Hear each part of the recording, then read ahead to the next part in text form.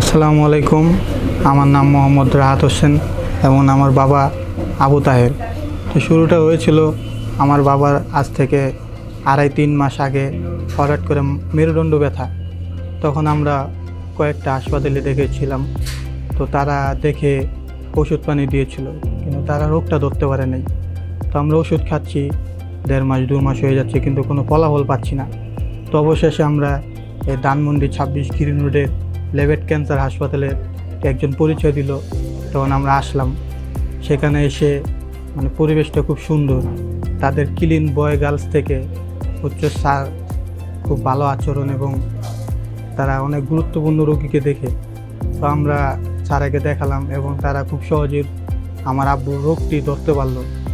রোগটি হলো এক পদে মাল্টিপল মাইলোমা নামে একটা ক্যান্সারের নাম, যেটাকে হাড্ডি ক্যান্সার বলে। তো তখন ডাক্তাররা চিকিৎসা দিল এবং দ্রুত আমার আব্বুর সুস্থতার দিকে এগিয়ে যাচ্ছে।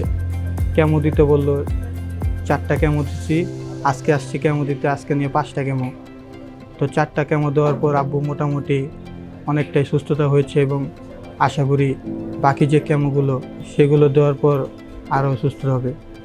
তো বলতে চাচ্ছি এখানকার পরিবেশ এবং ব্যবহার আচরণ খুবই ভালো, যা আমরা আগে অন্য যে হাসপাতালে গিয়েছিলাম সেখানে পাইনি।